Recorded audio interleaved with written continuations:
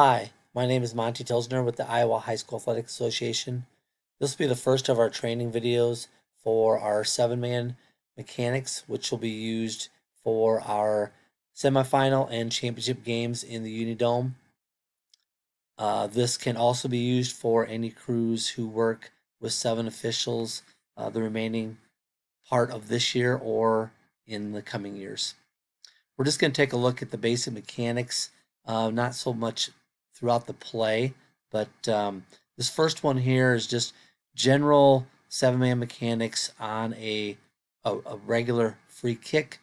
You can see we have our back judge who is at K's restraining line and will diagonal in after the kick to the 50, just like they normally do. Our umpire is going to move up and will also be on K's restraining line, and they will diagonal in to the hash approximately to the 45 to the 50-yard line. Side judge and field judge, you are on R's restraining line, and you will wait until after the K players pass you, and then you will go hard 10 yards downfield to the 40, from the 50 to the 40. You will stop there, and hopefully that is before the blocks have been initiated. And then you will hold there and you will watch blocks.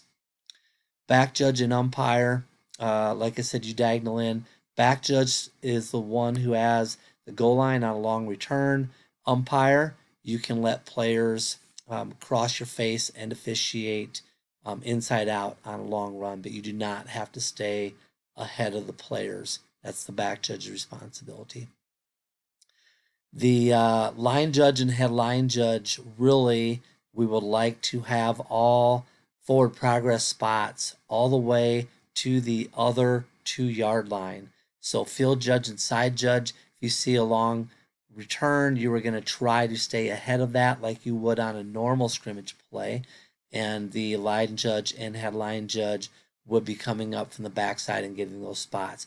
You obviously can get on your O2O and help them out with those spots. If it would be one where the runner would pass the side judge and or field judge, you then may take those spots. You do not have to continue downfield past that runner when he is down and allow the line judge or head line judge to take it. You can take the spot if that would happen. So as we continue through this play, this will just show kind of how we separate at this point in the field into quarters, and we're watching for holds and blocking the back fouls by the return team. The line judge and headline judge, you're looking for point of attack blocks out in front of the runner, as well as the referee, who will be focused a little more on point of attack blocks in front of the runner towards the middle of the field. If we have an onside kick situation, we do what's called 6 in the box. And with 6 in the box, you can see up here, our H and our L will come off the goal line pylon, and they will come up and they will go in between K and R's restraining line. So our back judge will be on K's line, our headline judge would be in the middle at the 45, our side judge would be on R's line, umpire on K's, line judge in the middle, field judge on R's restraining line. The back judge and umpire, make sure you treat K's line as a strict pane of glass. If anyone breaks it, it is a dead ball encroachment foul. Remember, that is not a live ball foul in high school. That is a dead ball encroachment foul. H and L, you are primary if the ball, to see if the ball is a pooch or driven into the ground and then goes above the kicker's head. Remember, in high school football, if that ball is driven into the ground and on that first bounce, bounces above the head of the kicker, that is a dead ball foul. You are primary on seeing if that ball is pooched up or driven down, because our back judge and umpire are focused on anyone breaking that pane of glass and encroachment. H, L, F, S, here's how you remember what to do. Towards is touching. So if the ball is kicked toward you, you are primary on early touching by K.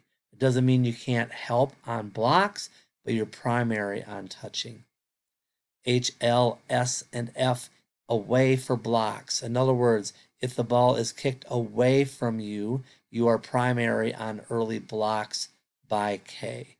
You can still help on touching by K, but you're primary on if they block before that ball goes 10 yards. We would want our field judge and side judge to have bean bags in their hands along with the line judge and the head line judge. We drop a bag for early touching. We drop a flag for early blocking. Minimum of 1 second comes off the clock if the ball is legally touched in the field of play, secured, and then they go down to the ground. So if they're upright, catch it, and then immediately drop down to the ground, minimum of 1 second comes off. Not that more couldn't if they don't catch it clean. No time would come off the clock if they would complete a fair catch, if they would field it with a knee on the ground, or if we would have a kickoff out of bounds. We're not even going to really go through this play because this is not an actual onside kick. Just want to talk about mechanics, who is where, and what we're looking for. All right, going on to our regular scrimmage plays here. First of all, just some mechanics. It's really pretty easy. The deep wings have the outside guy always. Okay, you've got the outside guy as your primary initial responsibility. If we have a balanced formation like we do here, we have a double-double. We have 2 at the top, 2 at the bottom of the screen. Then we know, just like in a 5-man game, the strength defaults to the line judge's side. Thus, the B would take the number 2 receiver on the strong side, who in this case would be this wing back. And that means that line of scrimmage official does not have either one of those 2 receivers, so he would have the back. The headline judge would have the inside guy on his side, and the side judge would have the outside guy. Remember, we number receivers with just from the outside in 1, 2, and 3, and 4, and so on. So we'll look at that on our next play. So initially, right here, this is what we have for responsibilities. Now, when this guy goes in motion, we're going to treat this more like a trip situation. But if we have a guy in motion, he's the primary of the line of scrimmage official. So deep wing always has the outside guy. Back judge is going to shift now. Our back judge, remember, was, oops, sorry, that's not what I wanted, or an arrow. The back judge initially, remember, was on this guy. When he goes in motion, the strength is going to shift to this side, and he is going to then shift and have this number 2 receiver, and our line of scrimmage official would have the man in motion. That means that line judge is now going to switch and would have this inside slot receiver on his side. Oops, sorry, I wanted to go here. All right, line judge is primary for the forward backward pass, unless there's trips to line judge's side. When in doubt, remember it's a forward pass. That doesn't mean that the H shouldn't have an opinion. And remember, if we have a first or second down play, as soon as you see this quarterback open up the pass, we would like you to be going back here 3 to 4 yards, because if you're here, and also our line judge can do the same, if you're here, you have a much better angle at that pass being forward or backward, and then that play will get in front of you sooner and you can trail it, which is what we want. This just talks about how we have progress. The H and the L forward progress really all the way to the 2-yard line. Now, let's say we have a 80-yard run, okay? Then they're probably going to end up passing even the field judge and the side judge. So in that case, the field judge and side judge or the back judge can take the spot if we end up where that runner ends up getting past those officials. And then just one last thing here. We should have much better dead ball officiating. At the sidelines in a situation like this, the covering side judge or field judge should be coming hard down at the end of the play. Get these players out of bounds, out of the team area, and wait until all the colors separate. Then get your ball from your ball boy. Make sure you instruct your ball boys. If you come flying down that sideline because you're out of bounds, you're not looking for a football right now. You are simply looking to get those guys out of there, and then you'll turn and you will worry about getting a football from them. Next play, if we've got a standard trips formation, then we've got, again, our side judge, field judge always has their outside. Our short wing has the number 2 receiver, and our back judge has the number 3 receiver. Remember how we number receivers is from the outside in. So this would be our 1 receiver, this would be our 2 receiver, and this would be our 3 receiver. And we don't count receivers in, and if they're inside the free blocking zone, we don't count those as a receiver as far as distinguishing the strength of formation. Okay, so looking at this play here, just a reminder, if the tight end or wing back or whoever the slot is, whoever's this inside receiver, if he would stay, he doesn't.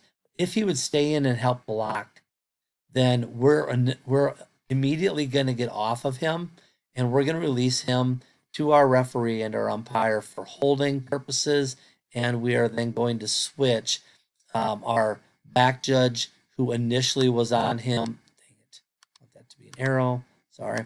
Our back judge who initially was on him, if he stays in to block, you are immediately going to switch to this number 2 receiver. Line judge, you're going to help out still on this number 2 receiver as well. If you want to peek inside quick to see if we have a quick, takedown hold, that would be fine. But as soon as this guy starts going out on a pass, we do want your eyes going with him or with this receiver, whoever's more of a threat to be fouled, and leave the line of scrimmage to our referee and umpire. Reminder here, for ball mechanics, if we get a ball that runner that ends up outside the top of the numbers, field judge, side judge, you're going to diagonal in to about here. Your ball boy is going to be about 10 yards from where you are, and you're going to, in 2 hands up, out asking for that ball. Make sure you've done all your dead ball officiating first, and then get that ball, and you can toss it into the umpire. Line judge, headline judge, you'll just set the ball down and get a new ball from, or they'll get the ball from the ball boy, and then you'll hand that ball that is at your feet to the ball boy. Back judge, you do not need to do as this back judge is doing in a 5-man game. You are not going to be involved in ball relay anymore. You can just stay back, dead ball officiate. The side judge and field judge will be involved for the ball relay and the triangle. General mechanics, I don't think I've talked about this yet, but we do have this in the document that's going to be coming out. We want our now I want it to be where I can draw a number. We want our field judge and side judges to start out at 25 yards. So start out at 25 yards, and our back judge, you can start out right about at 30 yards deep. And this will allow you to be able to not have to backpedal or turn as soon. If you read run, you can just hold. If you read pass, you can slowly be backpedaling and still get good coverage. So kind of a flat, somewhat flat triangle back there at 25 for our field judge, side judge, 30 for our back judges. If you got a short yardage play, back judge, if you want to creep up a little bit and be more at 25 yards, that's fine. But overall, we want you to continue and have that depth. So point of this one is we got 2 players stacked on both sides. So anytime we can say they're in a bunch or stack, we want to get on the O2O and just say that. Just say, hey, we got a stack or we got a bunch. And if that's the case, then all eyes are going to be on the head pin, we call it. So the front of these 2 or 3 or maybe 4 players, or if they're in a diamond, and we're all going to be on that head pin, and then we're going to wait for them to declare their routes, and then we will decide who we are going to pick up for our receiver keys. So let's just say that what happened here with the route was this. Let's say that this player, now I want this to be an arrow again. Let's say this player runs this route here. Obviously, our deep wing would pick him up. If he runs a deep route, there's a good chance that this guy is going to run a shorter route.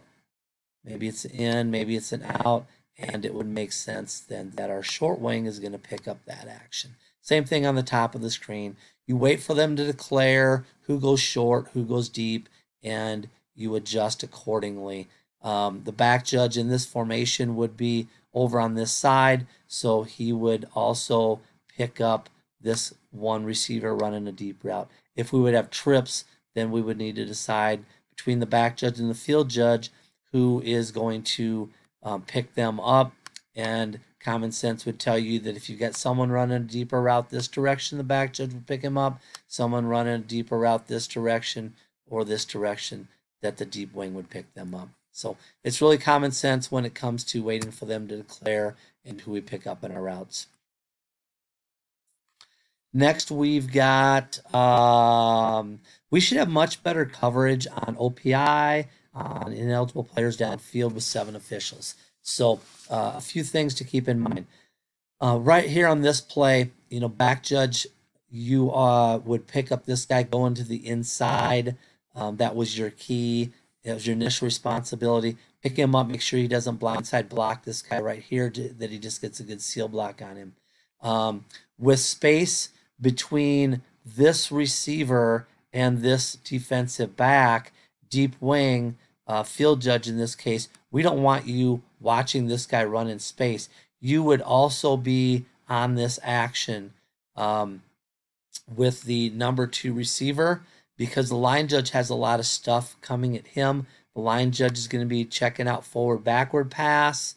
As soon as he gets that, then he's going to focus on blocks. But initially, he's going to probably be picking up that forward-backward pass. So we need you to come in here and focus on that block right there. Okay, remember, IDP, ineligible player downfield, it becomes hanging as soon as we have an ineligible player who's more than 2 yards downfield. And then when that ball is released, we have IDP hanging. Remember, as soon as that ball is touched, we can decide if we need to put a flag down or not for IDP or for OPI. OPI becomes hanging as soon as we have a blocking downfield and by team A. And we have that right now. We already have blocking downfield, so we have OPI hanging.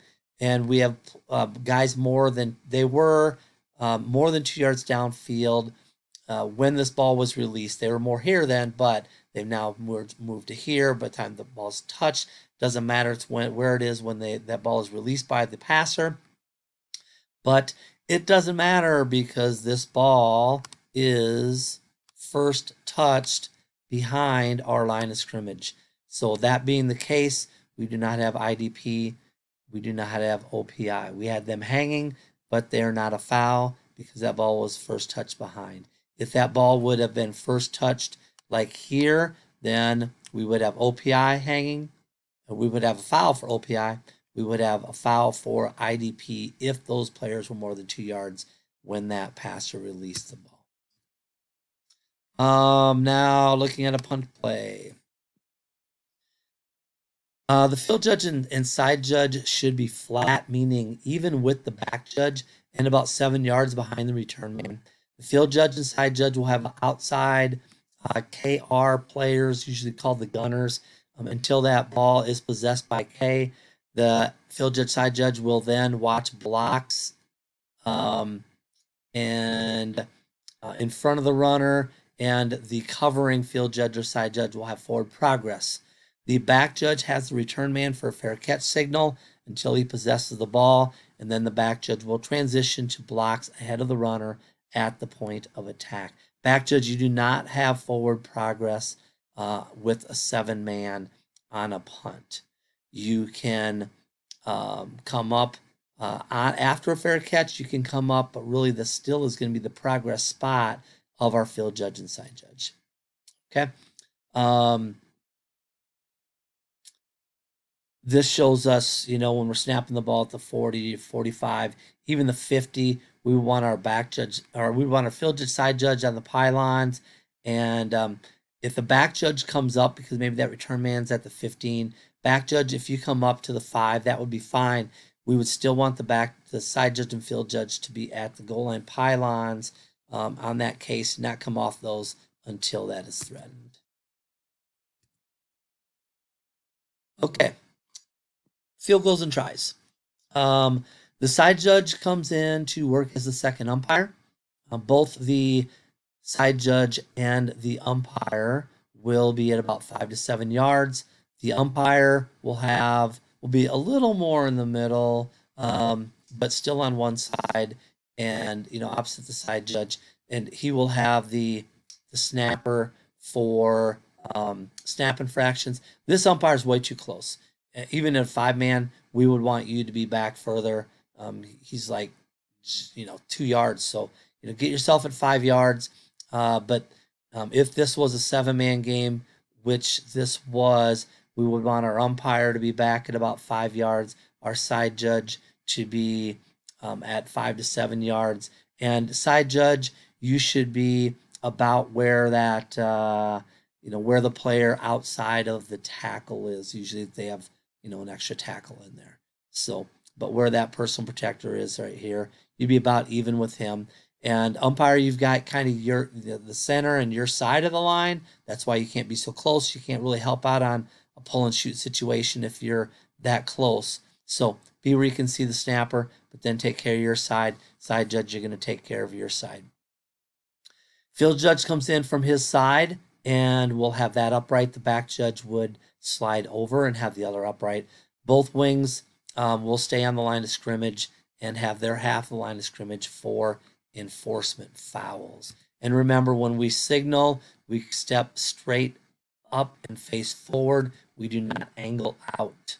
And good job by our line of scrimmage officials. As soon as that ball is kicked, we do want you crashing in. Both should be crashing in to help shut this play down.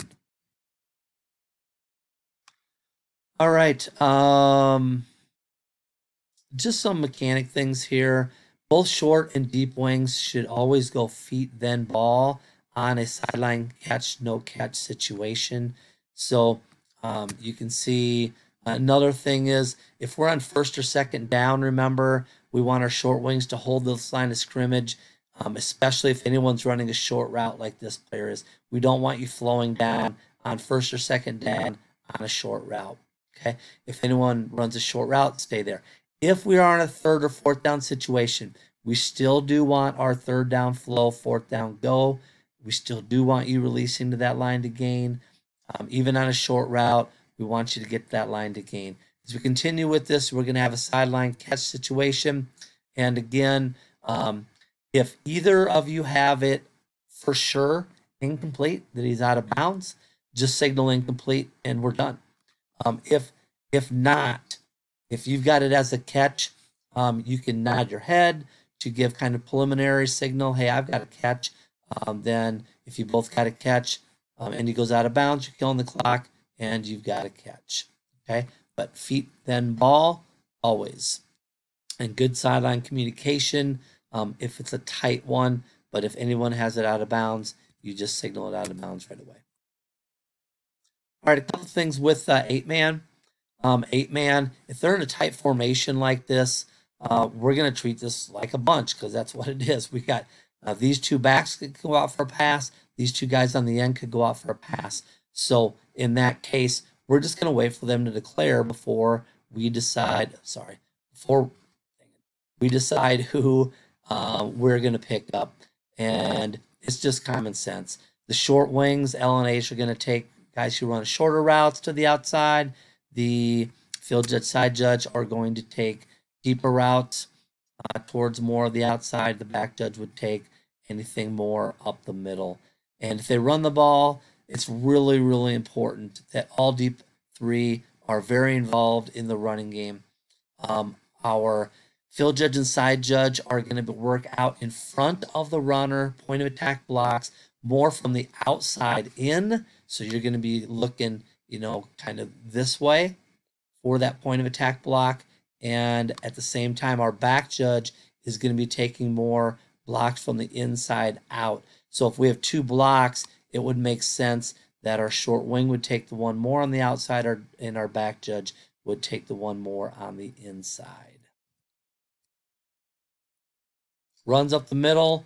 Again, we need to focus on, our back judge is going to focus on this first guy coming out to our linebackers, and field judge, side judge kind of on the outside, same thing if someone's coming out to a linebacker. If we are in an 8-man game, first of all, I'm going to talk about the sidelines here in just a second, but this is exactly what we want for third down flow. Watch this line judge. This is perfect. We've got a third down and 2 situation. He immediately steps the line of gain and then stops there, which is what we want. We would like our headline judge at the top of the screen to do the same thing. Boom, goes right there and stops. Perfect. He's got that forward-backward pass or pitch that he punches back, and then he holds that line to gain. We would rather you get these guys out of the way and you come straight back here if you need to, instead of coming back this way, because you're giving up that line that's very, very important on third down or fourth down. But good movement there. Sideline responsibilities. Remember, our short wing, you're coming all the way to the 2-yard line, and you've got this runner. If he's tight roping the sideline, you've got him for being inbounds or out of bounds. Deep wings, you do not have sideline responsibilities. You need to get your eyes inside looking at blocks. You know that your short wing is going to be trailing it. He is going to have everything on the sideline for inside and in bounds or out of bounds. Where he steps out of bounds, he has that progress. You need to keep your eyes inside looking at blocks.